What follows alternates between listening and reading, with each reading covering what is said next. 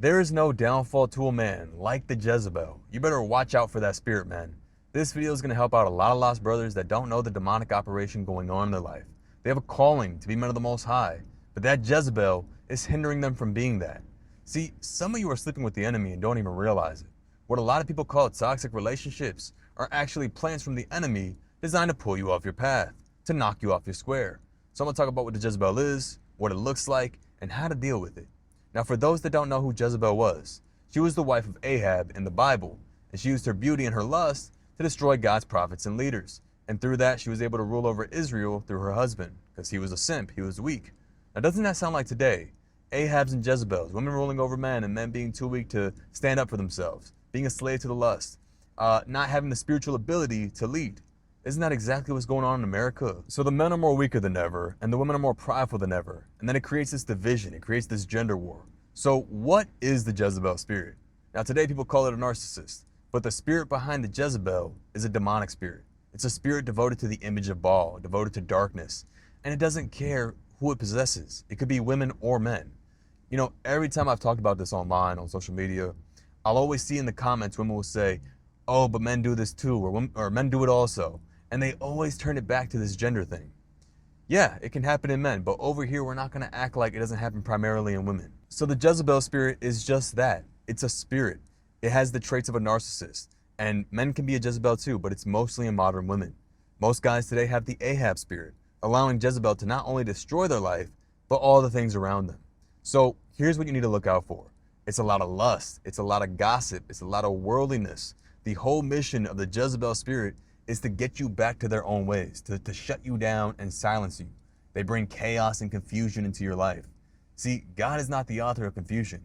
So a godly relationship should not bring constant confusion. That's a tall tale sign right there.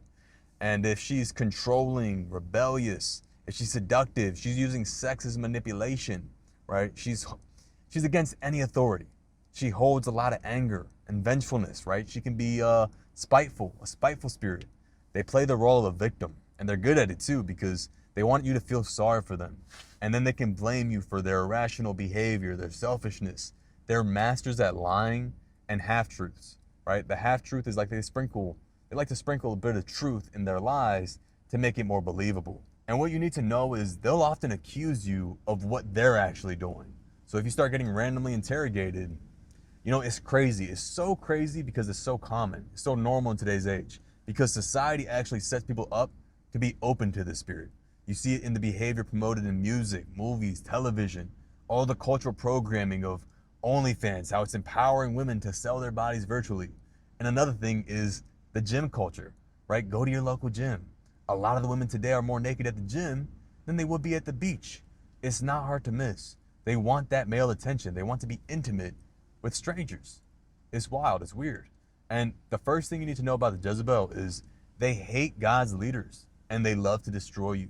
They falsely accuse a man who isn't afraid to speak the truth, a man on the path of righteousness. And a lot of you need to understand first that a woman comes your way. You think because she likes you. You think it's because she's feeling you. But really, she's feeling your spiritual strength. She's feeling your spiritual power. And they lust after that type of power because the power she has is a demonic power. But the power you have is of the Most High. You receive the Holy Spirit and the power comes upon you. Once you actually have that power unto you, she lusts after it because you have what she doesn't have. You're trying to walk in purity. Something else I've noticed is whenever they're met with some type of level of accountability, it's met with gaslighting or emotional manipulation because the truth is offensive to them. They hate the truth. So they want to try to paint their own narrative. Whenever you try to correct some type of unacceptable or inappropriate or bad behavior, they love to deflect. They get defensive. And whenever they're placed in a position where they need to humble themselves, it's met with resistance. Humility, empathy, sympathy, all these things of humanity are seen as weakness. Where their pride, right? Pride is one of the 7 deadly sins. Things only going their way is seen as a strength. The only time empathy is all right is when it's used in their favor to manipulate their narrative. Look, as the man, you got to realize you are the spiritual head of your household. You're supposed to be the leader. You're supposed to be carving the path, setting the target, just setting the standard. And that means there's going to be times in your relationship where you need to correct a woman, either for her own good or for the sanctity of your relationship, for the both of you. There's standards you need to set and make sure that she's on board with your vision, with the program. Not in a controlling sense, but when you're truly walking with God. I mean, truly walking with God, bro. There's going to be a lot of worldly things that you need to call her out on. You know, I see what gets promoted to the younger generation, and I'm not going to act like ours was any better, but to all the young men, you cannot be afraid to enforce boundaries. Like, yo, we're not watching Love Island. I don't want you listening to Megan Thee Stallion and Ice Spice and doing all these things that are going to enter your subconscious mind to make you think that that type of behavior is acceptable.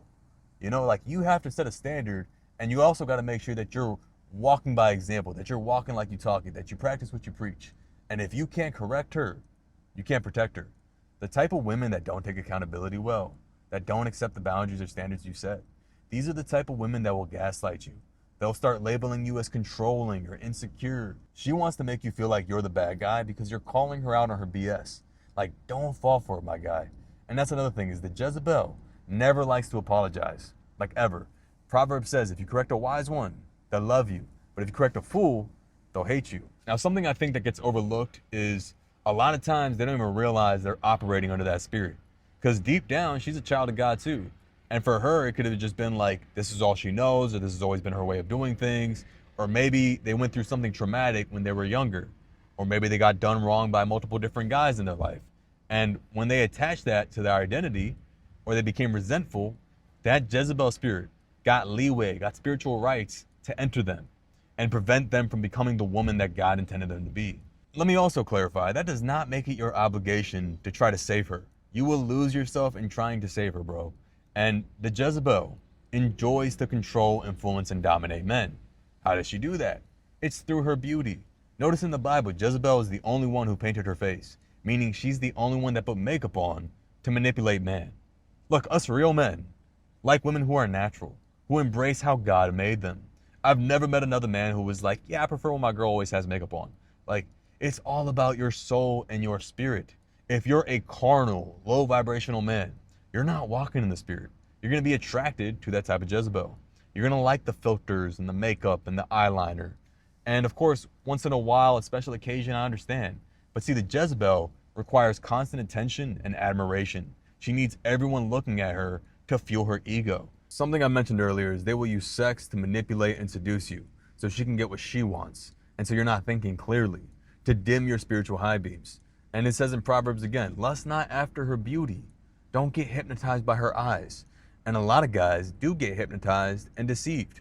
The guys who are ruled by lust, that can't get off the websites, constantly on the dating apps, just trying to fornicate here and there and here and there. Really the ones that don't love themselves. The Jezebel uses these men to control and destroy them. See, they can look good in the flesh, but a spiritual man, we see in the spirit. We see beyond the nice face and the big behind, because that spirit, man, that spirit would take you for a ride through hell if you're not careful. Here's where it gets deep, is a lot of guys will see the red flags and they'll ignore it. Of course, it's nuanced, but like, if she's always talking negative about all her exes, never anything positive to say, or maybe even more towards a paranormal sense of like, she's summoning spirits as a kid, or there's always a ghost following her, or anything too occult, be careful. And she might even put on the act like she's connected to God or she's a strong woman, and may even make it look like to others that she submits to you. But behind the scenes, she's the one really pulling the strings. She's the one that's controlling. Look, you have certain things that you need to pay attention to. And some of you are dating in relationships, even married to the Jezebel. And when she's in control, you do everything you can to avoid the confrontation that comes with being with this woman. And instead of speaking your mind, you're now walking on eggshells because you just want to keep the peace. Or whenever conflict comes, you know there's some type of anger attached to it. So you just do whatever it is that she wants. But God says you're supposed to be bold as a lion. And if you're not bold, you'll find yourself becoming this lesser version of yourself, only to keep the peace, not knowing you're being shaped into exactly what she wants you to be. And it's putting you into this weak, docile, submissive state and draining you of your spirit. Now, another thing I mentioned is the Jezebel is rebellious, like a badass kid always going against your leadership. The Bible also says rebellion is like witchcraft. The stubbornness, wanting to go to the clubs, the bars, the parties, the idol worship of celebrities and whatever, being of the world. Notice what kind of music she listens to. Notice the circle of other women that she surrounds herself with.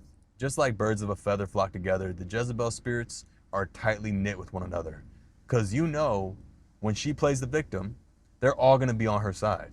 That's how the game goes. And then before you know it, they're all gossiping about you, right? And when they're gossiping, that's speaking curses over you. So this is a warning. Just avoid her. And when you avoid her, watch, she's going to come back. She'll text you like, I can change, we can do this, we can do better. Don't fall for it. She might even just try to keep you within arm's reach for whenever she needs or wants some type of emotional validation. Don't entertain any of it, because the only thing you'll be doing is going back to darkness. Like, once people show you their true colors, believe them. Don't go ahead and try to paint them a different color. The only thing you can do for these people is pray for them. Pray they get delivered from that spirit. Love them from a distance, because if you let them interfere with your path, they're only going to set you backwards. And whenever you try to break a soul tie with the Jezebel, oh man, it's not going to be easy. It can take years. At the beginning, it's just her popping up on your door, knocking on your door. And then you're going to get text messages from blocked numbers. And then you block them on every social media platform, and they're making new accounts to monitor you. And then before you know it, you're going to have bills and situations from your past life, and all these other things just start popping up. Don't do it. And one last thing is, I don't believe in holding grudges in your heart. But if anyone has ever constantly lied to you, has cheated on you, been disloyal, stolen from you, Jezebel or not, any type of foul act, stay away from them. We got to seek and both have wisdom and understanding, the knowledge to know and point certain things out to protect ourselves.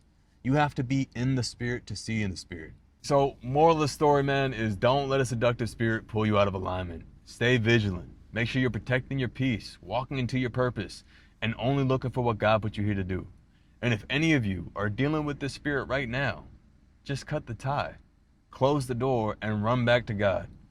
Hope this video helped y'all, man. God bless.